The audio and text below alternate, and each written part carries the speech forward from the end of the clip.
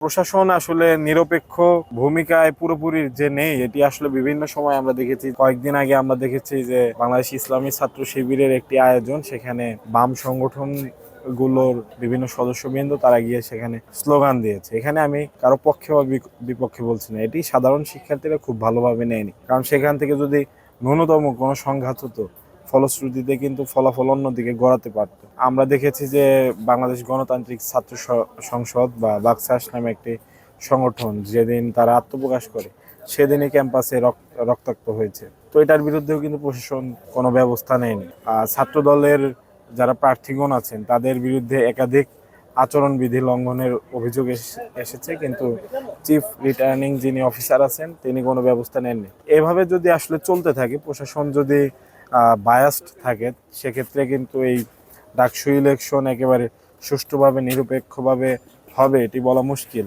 Level playing field আমাদের জন্য খুবই গুরুত্বপূর্ণ। তো আমরা আসলে এখন পর্যন্ত বিশ্বাস রাখতে চাই যে ঢাকা বিশ্ববিদ্যালয় প্রশাসন যথেষ্ট পরিমাণ শক্ত আছে। ভাইস চ্যান্সেলর স্যার যে চাপের কথা বলেছেন সেটির ব্যাখ্যা তিনি নিজে সবচেয়ে ভালো দিতে পারবেন, তবে আমাদের কাছে মনে হয়েছে যে তিনি হয়তোবা যে রাজনৈতিক ছাত্র সংগঠন সমূহ রয়েছে তাদেরকে ইঙ্গিত করে বলতে পারেন। দেখুন, আচরণবিধি লঙ্ঘনের যে অভিযোগ সমূহ এগুলো কিন্তু কালেকটিভ যাওয়ার কথা, সেগুলো একাধিক সময় মিডিয়ায় এসেছে। তারপরও যদি তারা না শুনে থাকেন, এটি তাদের একটি ব্যর্থতা বলে আমরা মনে করি।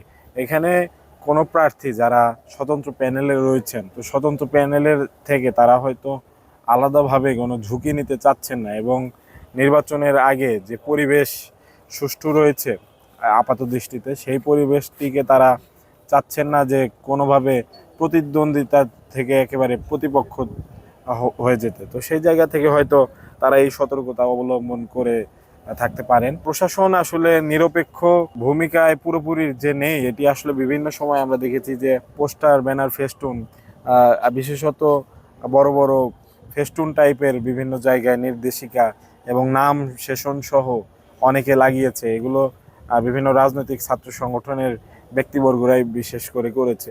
তো এগুলো আসলে নির্বাচনী আচরণ বিধির লঙ্ঘন কেন হবে না? তো আগেই কিন্তু আমরা দেখতে পাচ্ছি যে সেগুলো বিভিন্ন জায়গায় লাগানো হয়েছে, এবং বিভিন্ন অরাজনৈতিক ব্যানারে সেগুলো কিন্তু লাগানো হয়েছে। ফলশ্রুতিতে এইখানে কিন্তু আমাদের একটি বড় প্রশ্ন থেকে যায় যে তারা রাজনৈতিক ছাত্র সংগঠন করেন, তাদের পিছনে তো যথেষ্ট পরিমাণ ব্যাকআপ রয়েছে। যদি আমরা স্বতন্ত্র প্রার্থী আমরা করতাম, তাহলে তো আপনারা সেভাবে বসে থাকতেন না, আপনারা তো সেখানে অবশ্যই ভয়েস রেজ করতেন। তো সেই জায়গা থেকে আমাদের প্রশ্ন আছে যেন লেভেল প্লেয়িং ফিল্ড নিশ্চিতে প্রশাসন তার নিজ উদ্যোগে এই কাজগুলো করে, কারণ আমরা চাচ্ছি না প্রতিপক্ষ থেকে, এই প্রতিদ্বন্দ্বিতা থেকে একেবারে প্রতিপক্ষ পর্যায়ে যেতে।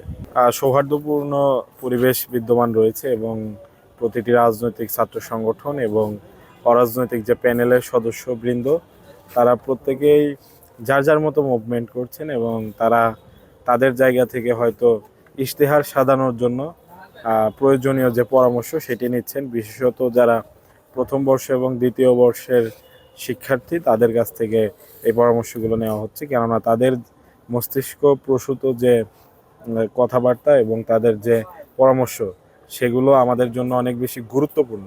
কারণ আমরা যারা আছি গণ অভ্যুত্থানের পূর্বে, তারা কিন্তু একটা গণ্ডিবদ্ধ জায়গায় থেকেছি।